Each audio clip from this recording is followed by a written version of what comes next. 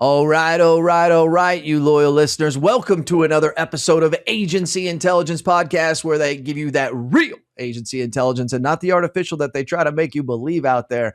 I am here with the one and only Miss Mariah Gates. Mariah, how are you?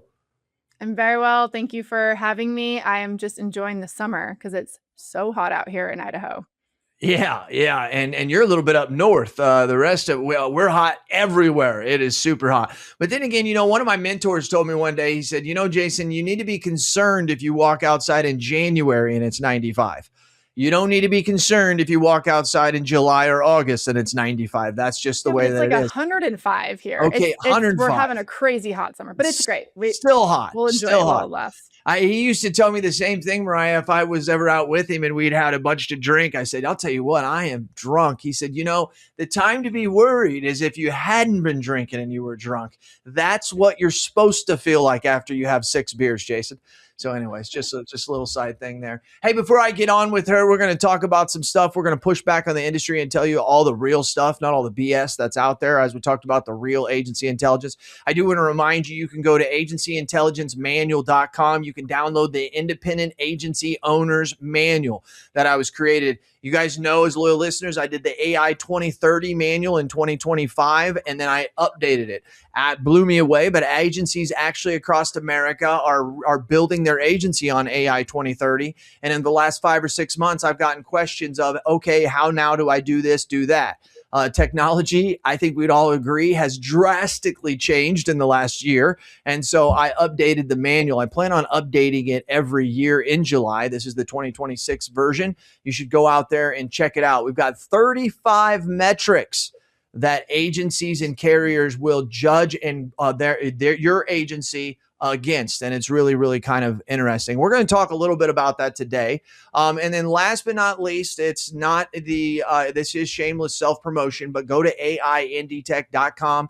You need to get up there. We've almost got 400 people already registered, and this thing's not even until next February, folks. You need to get in there. You need to get registered. The price is going to go up at the end of August. Today it's July 23rd. You're probably going to be hearing this probably around the middle of August. So you're going to know that it's getting ready to go up at the end of this month. So be sure to get in there and get registered. And if you're a vendor, we almost have more vendors than we did last year. So it is absolutely blowing up. Please come on. Mariah is going to be there. If you have a media kit, if you have a marketing kit, you'll see that she was one of the people in there that blessed us with her grace and her video saying how awesome she liked it. So please check it out.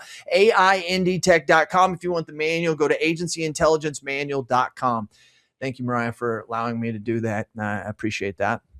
All right, girlfriend. So tell me what is going on in your world, okay? I said this before, and so loyal listeners know this. When it comes to somebody who's not in an agency, okay, who doesn't own an agency, I don't think there's many other people in the industry that know more than you do. And when I say that, I mean knowing what we do on a day-to-day basis, when the phone rings, how that whole process goes. And I really, really appreciate that. How's life been treating you? Life has been great. We are crazy busy here, but I did own an agency for 9 years, and so I lived through that. But I would agree with you. I think the nature of what we do, because we're literally meeting with teams, agents, we're talking about workflows, we're looking at communications, and we're so operations focused, powered through that tech, that we can't help but just live through the agency pain points. We joke with people where we're like, oh yeah, automated follow-up, because we never have to follow up with clients. They always send us what we need the very first time we ask. We have that little chuckle because we've all been there. And my staff has been there too. There's only a couple people on my team who didn't spend time in agencies.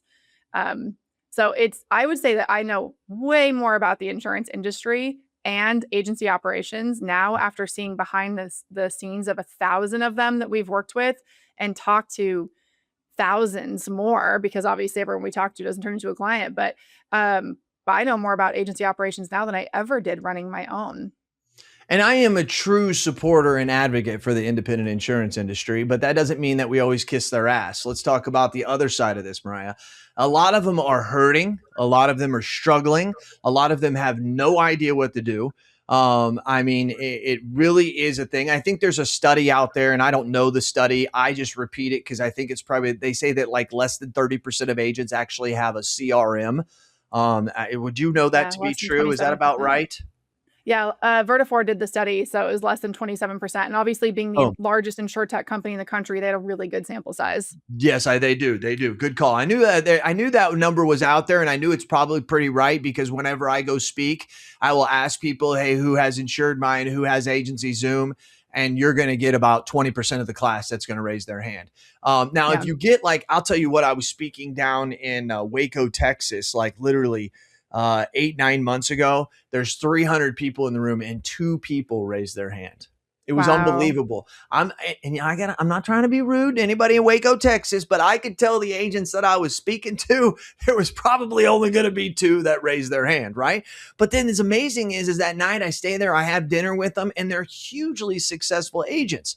But then again, that goes back to, what do we consider success? The fact that we have a big book, or the fact that our team is actually healthy and is able to live a life and not be stressed out because shit is chaotic, right? What have you found out there in the industry? Out there? I mean, I imagine it's you found a lot of differences.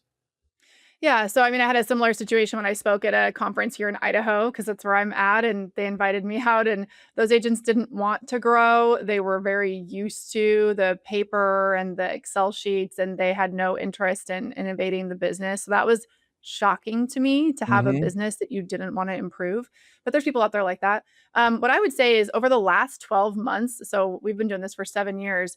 In the last 12 months, we have worked with larger and larger and larger organizations. So we're talking to our first few enterprise agencies, and we would think wildly successful, right? You have $100 million in revenue or more, wildly successful. But a lot of those agencies, some of our biggest agencies, they're getting big like that through acquisition. They're buying a ton of Ah. agencies up.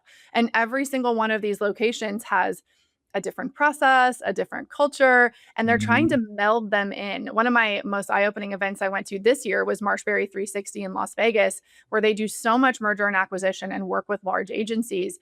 And the conversations I got to have with their team about what I see in small and mid-range agencies is exactly the same thing that the Really? big, wildly successful agencies still struggle with.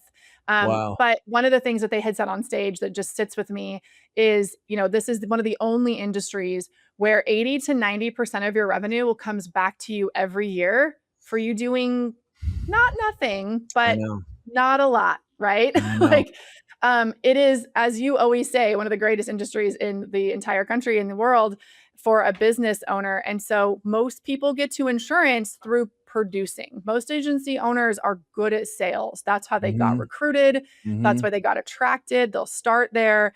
That's where the small agents get into, and they have a completely different mindset than a business owner who is Totally. looking at growth and scale and acquisition and debt for growth and their profit margins. So there is a difference in how these large successful agencies operate compared to small ones, but their core issue that causes the issues with culture and chaos and leakage for Mhm. sales and service, they're all the same. And it all really boils down to like the lack of operational efficiency. And that has been Mhm. the biggest thing I have learned coming from my little agency into working with agents and continuing to work with bigger ones. I'm like, holy crap, like nobody really has this on lockdown. No. It's nuts. No. But it also makes you feel better as an agency owner, like you're not alone. I was listening to the Founders podcast. I'm very big on that podcast, and something that he read in a book that Steve Jobs said one time is that Steve Jobs said when he was younger that one of the biggest aha moments of his life is that all these people that he thought had it figured out in the world didn't have it figured out. No one has it figured out. You know what I mean? Like some of us are better at figuring it out, but like these people that you're like, oh wow, they $100 million agency, as you said, boy, they've got to be able to have it figured out. No, you probably don't. There's probably a bunch of $10 million agencies that have it more figured out than them. It's just through that acquisition. I want to go back to something you said because I've said this a lot. Wouldn't that be crazy to like January 1st comes, right? And you lock the front door of the office and then like don't come back until December 31st. And I bet you like don't answer the phones, right? Just put everything to voicemail. It's crazy to think you could probably have 60-70% of your business that would still be 100%. there, right? Yeah. Isn't that crazy? That is just like, tell me another business that's like that. And it's like, and the other thing is I explain this to a lot of my staff that is working with virtual intelligence, okay? And they're working with agencies every day. And I have to say this to them. And agencies, you know I love you. I'm your biggest advocate, but I'm real. I have to explain them to them that business owners are the worst business people. And I said, and there's a reason why. As you put to one of it is, they're usually the best salespeople that just wanted to get more commission, right? And what's funny is in 2009, my last year as an agent, I never earned that much money again until 2021. It took me literally 11 months because when you're building a business, you're putting everything back in. When you're a salesperson and you're killing it out in the world, you're just getting the commission, right? And you're going back home. So that's one of the reasons. But one of the things that agents need to realize, and if you're an agent out thinking you're going to go on your own and you need to get more commission, that's a lie. You're not going to get more commission. Eventually you will. You're going to have an asset that you're going to build. But please remember that.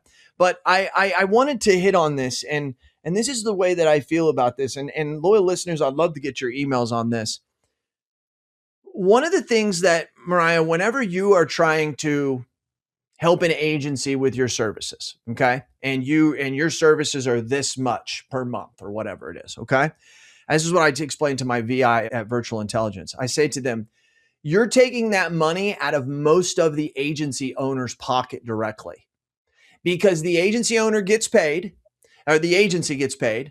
The agency owner then pays his staff, pays off the credit cards, pays the bills, and whatever's left over at the end of the month, they usually take that. That's what they take. That's their income.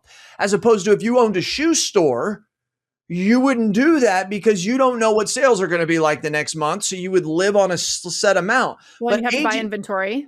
You're buying everything. Yes, you're right. That's another point. Yes. But the point is that if I'm an agent on the 31st, I can be completely dead broke with no money in my bank account because in 6 days, the insurance companies are going to load it all back again with all the same money.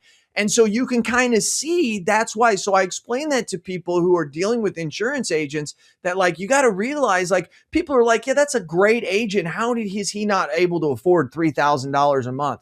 I'm like, because that's $3,000 a month that comes out of his or her pocket. Now that's terrible. And we all don't run that way. But I'm telling you, I would say the majority of agencies run that way. And that's why I see the people who do take a set amount and they leave money in the bank account. They're the ones that usually can make better education ideas of when you come to them with whatever your monthly cost is. You know what I mean? Any thoughts on that? I imagine you've probably thought about this dealing with insurance agency we have owners some agents. We have like award-winning agents who are doing amazing numbers and production and stuff like that. And that will have like payment issues, right? And we're like, what's going on? And this goes back to exactly like you said, it's where we start. Like I got recruited into insurance. I was a bank manager and our district manager was like that recruited me. I got recruited by a couple companies, went with Farmers Insurance, but they, we're like, oh, we have great success from people in banking because it's a sales environment. Okay. Well, I told him like, as soon as he recruited me, I don't know how to run a business. I've never run a business. I don't know how to do QuickBooks and cash flow and my LLC and my operating agreement and negotiate a lease, like for a building. Like, can you help me with those things? Yeah. We'll help you. By the way, never, ever helped me. So I'm learning all of these business management skills whilst trying to sell insurance and service customers. And that's where agents always get stuck. They do way too much. Forever for like 10 or 15 years. They think it all has to be them. One of the greatest pieces of advice I ever got, and I can't remember if it was a book or a podcast, honestly. I listen to and read so many, I can't remember now, but it is hire in and bring in people who can do the work at 60% of the capacity that you can.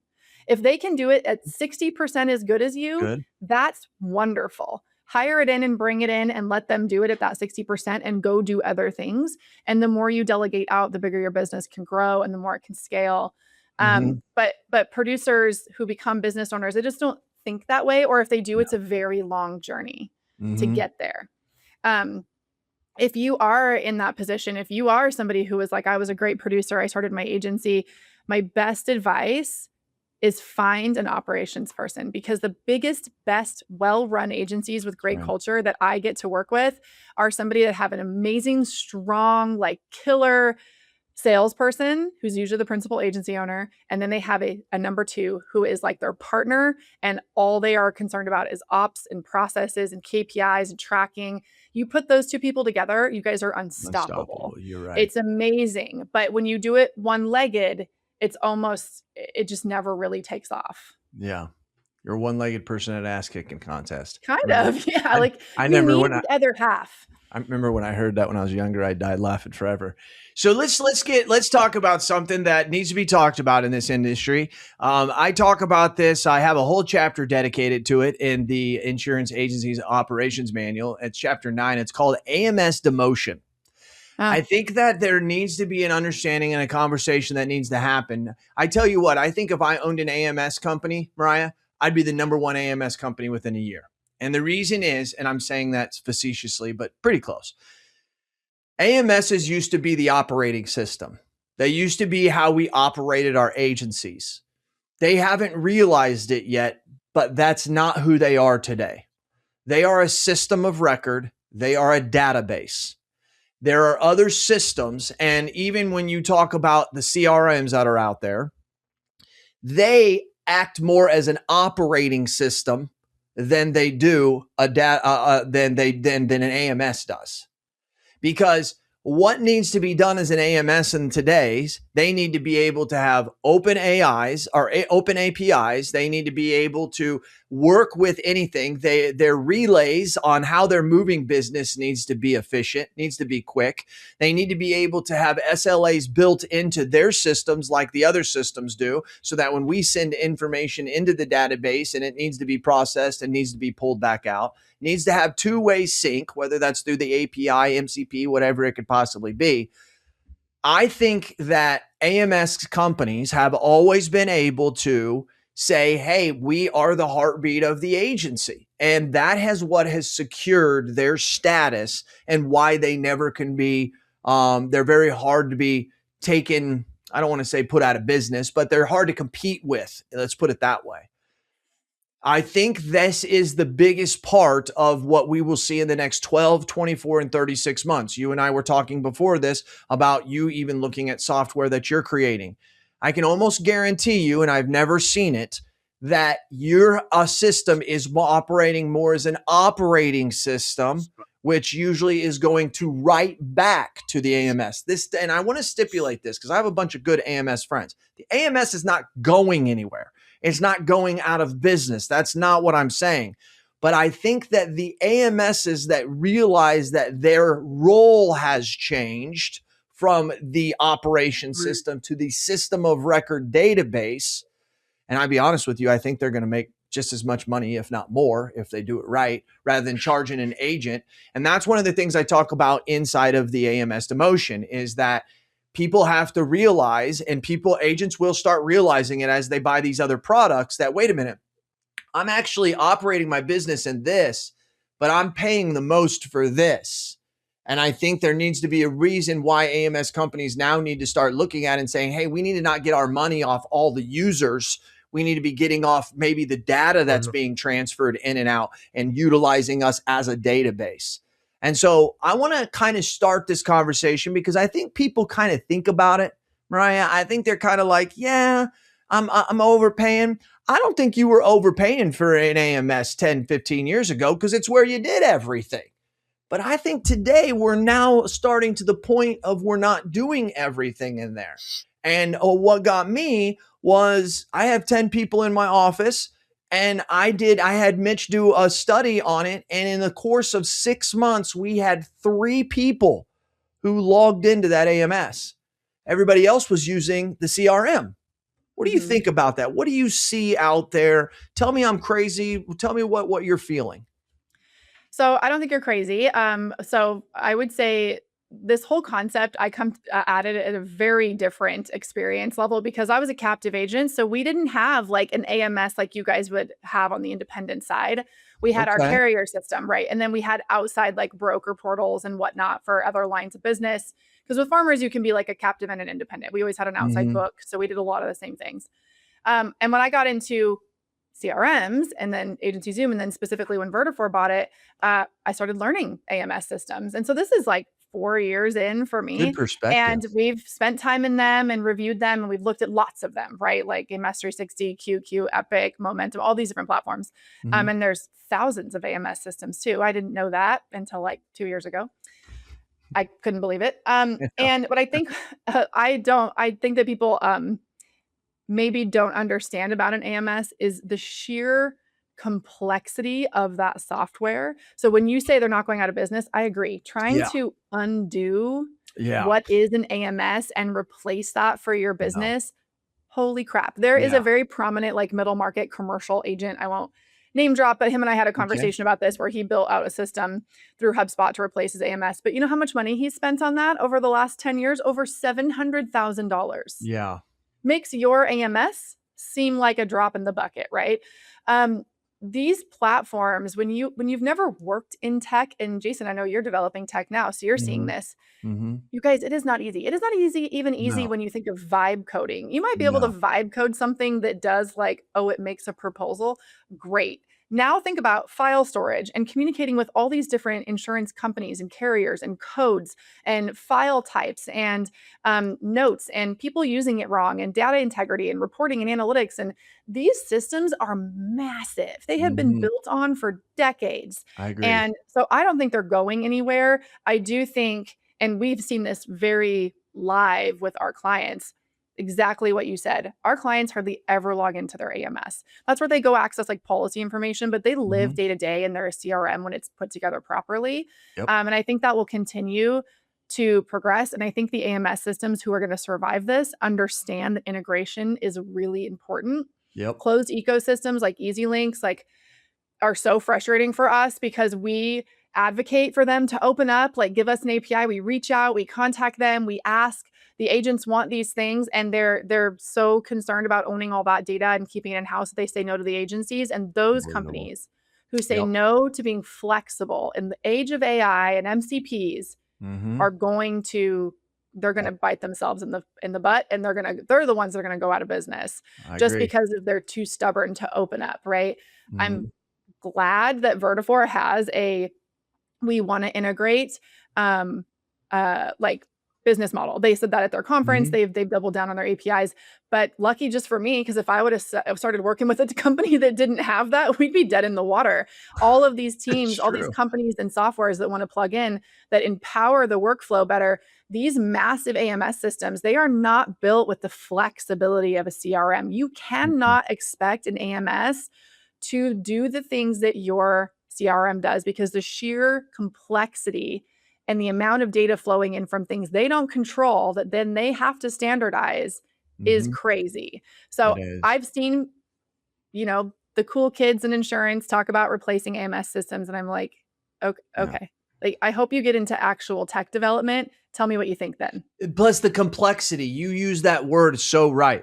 It is so complex. I mean, we're talking about just building out master certs and and then the accounting, whether you have the accounting in there or not, you're talking commissions, you're talking so many things. Like you said, Applied, Vertafore, all these AMS companies, they didn't invent this in the last couple years or in the last 10 years. They've been working on this for 30, 40 years on these things.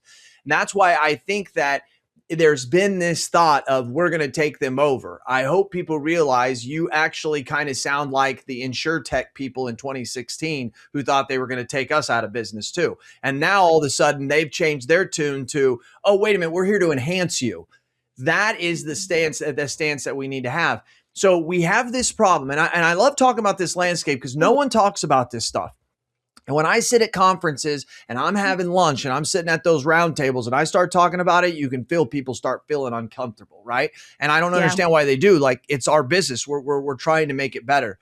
And so that's why in the chapter, Mariah, I don't call it like deleting the AMS. The name of the chapter is the demotion of the AMS. Doesn't mean it's going away. It's just been kind of put into a different spot in how it functions and its importance in our agency. Still there, still needed. I'm still going to have them 5, 10, 15 years from now. I really, truly believe that. But I do think also the other problem we have in this industry is what I like to call point solutions. So this is just as big as a problem. Okay. So Jason, we could spend 3 hours on this. come on, sister. Keep Come going. on. I ain't got 3 hours, but we got at least another 10, 15, 20 minutes. But like agents, what's a point solution? At some point in the time, you're trying to produce business and you have a need, and somebody created a fix for that one problem. They didn't they fixed the problem. They fixed the symptom. They didn't fix the actual problem. So I'll give you an example. I need to do quoting quicker. Okay, here's a quoting thing. You can use this to quote faster. I need something to help me fill out accords because it's terrible in an AMS. Oh, well, here, use this to fill out accords, right? Well, I need to be able to manage my claims better because it's terrible to manage them in the AMS. Also, notice AMS companies, the reason why we're creating these point systems is because you're not good at doing what you're doing. You should be the database. Now we have an insurance agency owner like me now has 15 point solutions. My pay has skyrocketed through the roof from the amount of money I'm paying out, and no needles have changed in my office. We're still writing 15 to 20% new business. We're still doing the same thing. We still are losing 10% of our business off retention. Nothing has ever changed except for the fact I'm paying out more. So this is the problem with this whole thing. When you actually step back, and I'm not talking to you, Mariah, but agents, if you actually step back and look at this, we're dealing with legacy systems that should be a database, and they're not yet. And then we're dealing with all these other point solutions that all charge us, and none of them talk to each other. Now, I've obviously put a lot of time into this because it's in the manual. Mariah, you're on the podcast. What are your thoughts on all these damn point solutions and this whole... I'm just looking out into this technology prairie and it's just a mess, It is. So we started talking about this about 2 years ago, the tech bloat, the tech stack bloat. And it's literally this: something for search, something for data intake, something for automated emails, something for text messages, something for voice recording, something for whatever, right? All these pieces, raters, and they might have 3 or 4 raters. Our agencies in Florida have like 3 raters because the carriers aren't on all of them. Right. They'll have Easy Links, PL Rater, and then they'll have Quote Rush. And we're like, okay. And the agents are flopping between all these portals and nothing communicates. And that's actually why I bought like the We Build Stacks company. Last year I bought it because that's all they did was integration. And we're trying to bring tools together, and the CRM is where you can live through those tools in one place. And just yesterday, my assistant and I were having this discussion. I'm like, you know what we need to build? You know what software company I should raise money for? Is one that just literally plugs in and like brings everything into one place where you can access it. Because just the time spent from jumping between platforms and searching, like I'm going to go find the customer profile for the search system. Now I'm going to go find the customer to rate them. I'm going to go find the customer in the AMS to get the latest carrier download. I'm going to go to my CRM to see if they emailed me. Holy crap. And there's more, right? There's way more. You want to reduce the places you're going to look at. And this is why when we advise on tech, we say integration. You have got to ask, do you have an open API, or are you on Zapier, or are you building an MCP? Those should be some of your first conversations. First question. And there are some really good pieces of tech out there that we really like who are just not integration friendly. And because of that, we don't recommend them. We have a very large independent agency right now switching from Easy Links, where they had that AMS for over 20 years, just switching to Vertafore because every time we talk about their tech, their workflows, the answer is we can't integrate. It won't feed back to Easy Links. We can't connect it. So true. And been with us for 1.5 years. They're so sick of hearing that. They decided to go down the most painful change you could possibly imagine in your agency. Basically take a spoon and start like carving out your eyeball. That's what it feels like to change an AMS. It's awful. And just like to be very honest and visual, obviously. No, it really, really is. You're right. But they're going through it. That's the level of pain they're willing to go through because they know what's available in technology and they see the bottleneck that is the lack of integration. So I couldn't agree with you more. We are seeing more and more companies expand these one-to-ones. Like Canopy Connect is a great example. They just started with deck page collection, right? Just for personal lines, auto home. Now you can do commercial and loss runs, and you can do forms, and they've got integrations. Like they're expanding out. So we do see technology start to cross over more in the last like 12 to 18 months than we ever have before, because they're understanding that they need to solve more than one problem for an agent, because they're too siloed, they're too isolated. Mm-hmm. And there's a couple of software companies that are owned by some of my favorite people that don't have that opinion and they want to stay siloed. And I'm like, okay, well, this company now does 5 things and you do 1 and you're one of them. So we're consolidating. Right. You've got to be thinking big. And that's the other thing I wish more insurance agents understood about technology. It is so complex. Like when you start building software, you get a soft spot for software companies and you feel like, wow, I kind of feel bad for you guys because it is literally a place that you never stop having to innovate or you will become irrelevant. Like you will. Insurance agents don't have to think about product development, right? You're given a product by the carrier. Mm-hmm. Everyone has to have it. Software companies, research and development is a massive piece of their budget just to stay relevant. That's right. No, you're so right. Everything you said, loyal listeners, I hope you hear. And like to me, it's very easy to see this. Like, why do point solutions come about? Well, they come about because they're things that we can't do in our management system. Like, I'll be honest, I think that, and I'm not beating up any management systems. We're just being honest here. I work for agents. I'm in the insurance business. It has to do with the fact that doing Accord apps in most management systems blows. And we all know it. And it's hard to, I mean, my producers aren't even logging into the management system. How in the hell am I supposed to get them to do the apps in the management system, right? But there are companies out there that have created great ways to efficiently do Accord apps, right?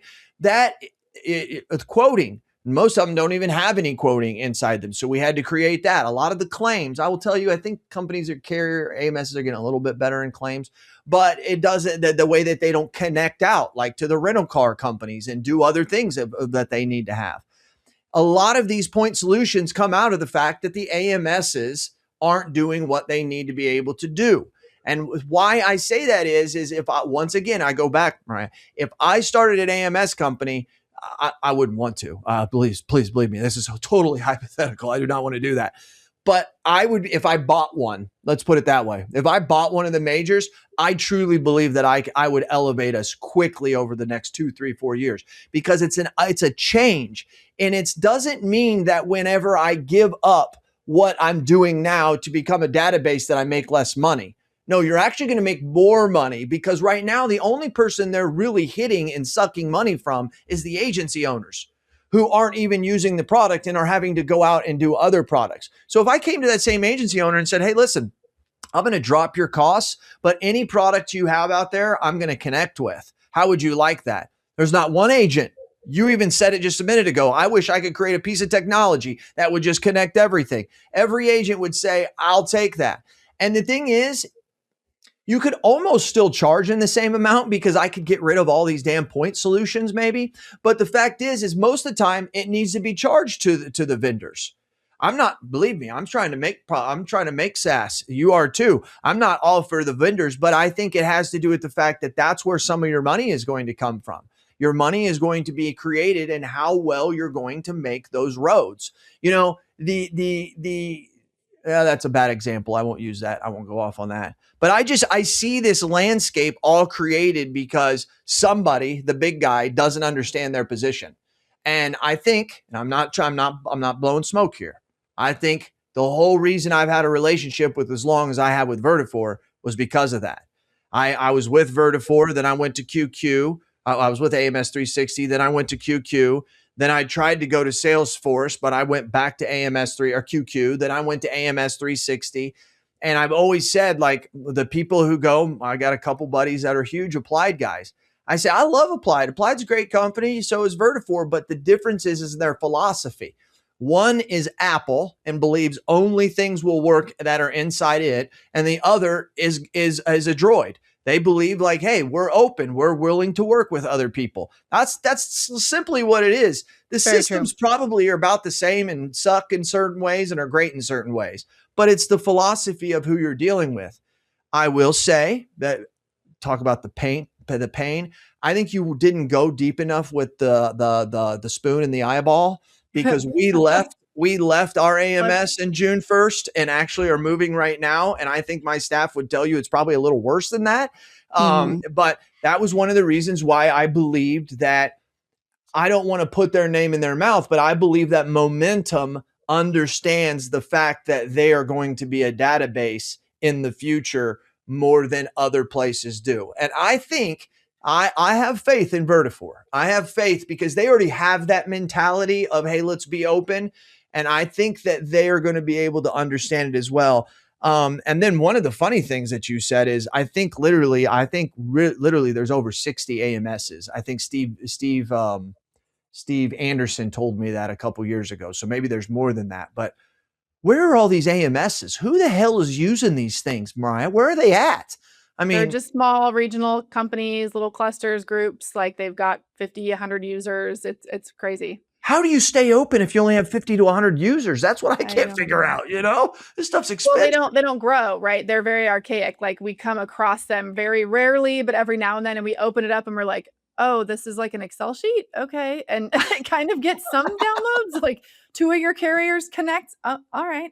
It's weird. So Jason, when you were talking about like not picking on the AMS companies, I would say I like picking on software companies. I think like, one of the things that we did an exercise a while back, and one of the words I put in my description of myself is a disruptor, because when I'm not very political, right? You're much better at being political and keeping everybody happy than I am. I'm more like a bulldozer and like, I don't really care if things blow up and that's what happens. But I will say I like to shake up our industry. And I think large companies like Epic and Vertafore and all this, they hurt themselves a little bit in the fact that they don't listen to their user. There are things that they launch and come out with, and we can talk to 50 people and they're like, who is asking for this?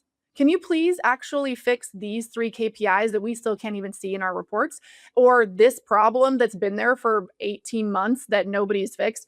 And, Vertafore hired like an outside consultant recently to like meet with people and like do a research of what agencies wanted. And then they came up with this like velocity, approach or like messaging that they wanted to talk about agency velocity and stuff. And I'm like, I have met with thousands of agencies. I've never heard anybody say, I really want to increase my velocity. I didn't hear that word in the insurance industry until Vertafore said it. And I'm like, okay, now I'm an orange partner with Vertafore. They do a lot of good things, right? They do, yeah. I think they do need to have someone to come in and be like, I'm sorry, who told you this was a good idea? Have you talked to your users? Because when companies get so big, the leadership team gets so far detached, right? Like you said, I don't own an agency anymore, but I am in the agency pain points operations, and I record everything, right? So I could pop out an AI summary of the last 50 problems over the last 12 months that all my clients say over and over, and they're the same thing. And if the AMS companies paid attention to that and listened to the repeat problems, they would solve very different issues. Totally. So they make decisions in a different way. I have some family that's in a large organization that is in those decision-making processes from cost perspective and project and timing and overall benefit to the company and the user. I get their process is different, but I do think they missed the boat. I don't think people are willing enough to push them hard enough to get them to wake up a little bit and pay attention to the user. If you have one user saying we need this, there's probably 50 or 100 more who just aren't speaking up. Absolutely. And they're just not asking. So you do have to listen, even if maybe you have 200 people that are speaking up, they likely represent the majority, because insurance is insurance. The number of times I hear agents say, we're unique, we're different, we're special, we are not the same as everybody else. I'm like, you guys, you are selling and servicing insurance policies. And there are only so many ways to do that. There's only so many lines of business. There's only so many carriers. And don't get me wrong, there's variances, but the model is pretty much the same. So if we pushed them harder, if we were like, hey, AMS companies, I am picking on you. You're not paying attention to your users enough. And that's why all of these other tech companies are popping up to solve problems you've ignored, because you think there's better than the agent. You don't. The agent is the one doing the work, and that's who you serve. So, I have these conversations with Vertafore and many others, and I think we should push them harder. We're all at Accelerate. We're all at, whatever. Part of NetView or whatever conference you're at. We're all there. Talk to the vendors. Tell them what you want. want. Close the doors and say, okay, guys, there's 100 people in here. let's talk about what all the issues are. You could get 20 on the board, and I guarantee you 10 of those are probably urgent. It blows my mind. And you're so right. And I do understand, like, the bigger you get, you do get disconnected and stuff like that. But like the consulting firm they probably hired, most of the staff at Vertifor understands the agent more than these. Yeah, that These consultant firms. didn't even have a background in insurance. All they do is literally ask questions and Yeah. gather data. But And I got surveyed, and the questions they asked me, I was like, I'm sorry, what industry is this for? yeah, These questions are not velocity though, relevant. Mariah, It was very odd. velocity. I mean, it's velocity. That's what we want. We want velocity. Someone at Vertifor is going to watch this, and I'm going to get an email. I just know it. Like, It's okay. It's all I right. just know it, but it's You fine. But know that's it. the thing is we want to push them, right? We want them to get closer to the agents and solve the problems. A lot of these one-to-one solutions, Jason, too, as you and I know, come from agents themselves. How many agents do we know that have agencies who have a SaaS product? Yeah, I'm telling Lots, you. because nobody's solving the problem and they Solving it. decide they're going to go solve it. Yeah. Amen. Amen to that. Ryan, wrapping it up. This has been fantastic. I think we need to kind of commit doing this. I think a lot of the people who listen to this are going to say, hey, you guys need to commit doing this to at least once a quarter or something so that we can just sit here and rip. I love people who, I think it's why Ryan Hanley and I, when him and I do podcasts, they're always very well listened to, because Ryan and I, we don't care. I mean, we do care. That's the wrong thing. We don't mind pushing the envelope. And as you said, I don't want any of these companies to go out of business we were talking about. But when you're going to go hire a consulting firm or you're going to keep your system closed, somebody's got to scream over the fence what the heck that people are thinking about, and that's why we think that we're doing this. So, Mariah, close it up for me. Give me some of your thoughts. Tell us about you, whatever you want. Yeah, I mean, if I get time to talk, I would just say, agency owners, most of you guys are super excited and caught up about AI. The number of messages I get about how can I plug my Claude in or my ChatGPT or my Grok or whatever you're playing with today. Most of the time you are not there yet. You're not ready for it. So I would encourage you, if you are getting wrapped up in that, and obviously like indie tech, by the way, absolutely encourage you to go. Some of the best, most innovative conversations I have heard, and which is why I will go every year. And we've reduced our conferences a lot. You So we're have. going to like 3 or 4 a year, and Indie Tech will always be on that list. But great conversations there. But you have got to have foundations.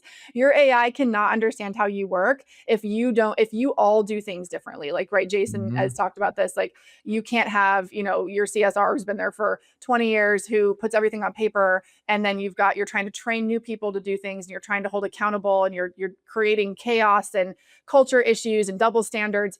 Get your operations, your expectations. Understand, is this a recommendation or is this a requirement?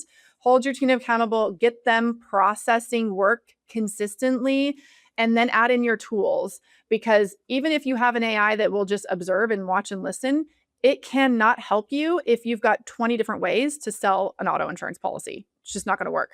So that is my call to action to you guys. And I wish I could just scream it from the rooftops. Your processes and your operations and how you train your staff and your culture and your accountability. That's a lot of things, right? But that has to be there before you start layering on AI. So if any of those things have gaps and holes, please focus on that and then take a look at your tech and your AI.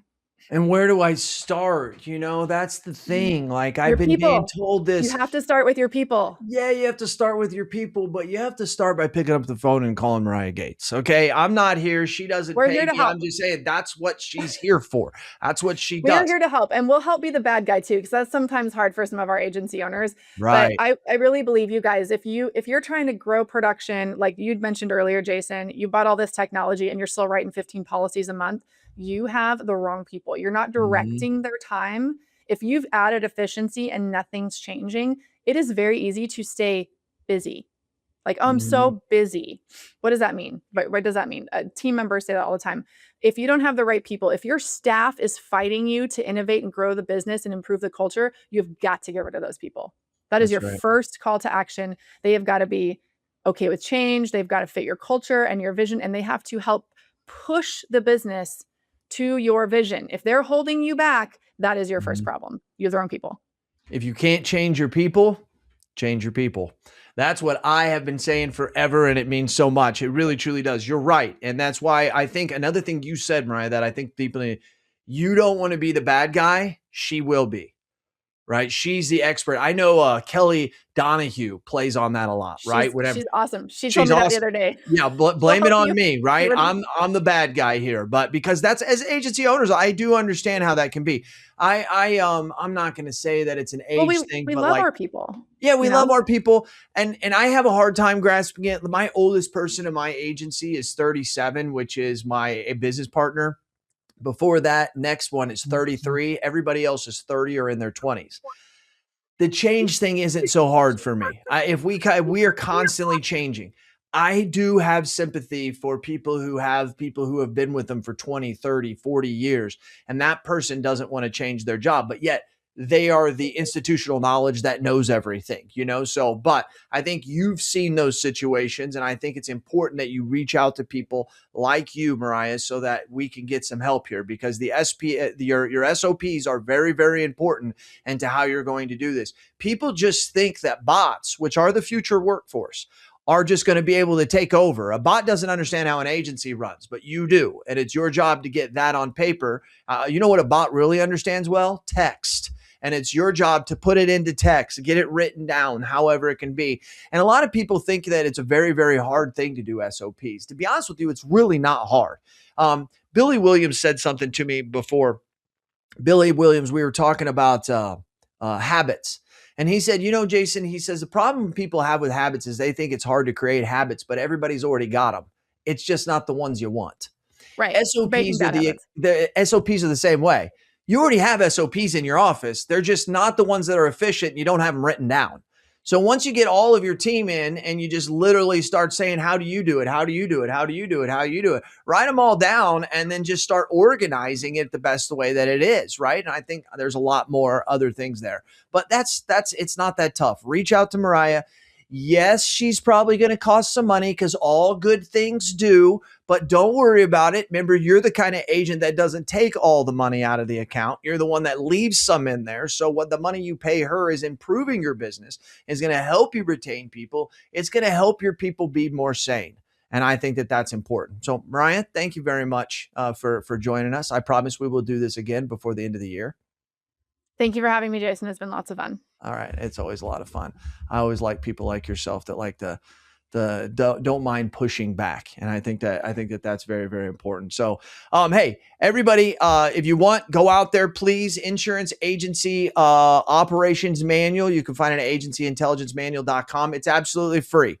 Now you're going to see it's not just some white paper. I put a lot of time and a lot of effort into this thing. And I think you're going to kind of get a different feel. Once again, as we talked about the AMS demotion on chapter 9, I think is pretty important. I also talk about the future state of where I see things going. And I think that would really get you thinking. But I also talk about, I believe that the future workforce, just like AI virtual employees, they came into our life, the VAs.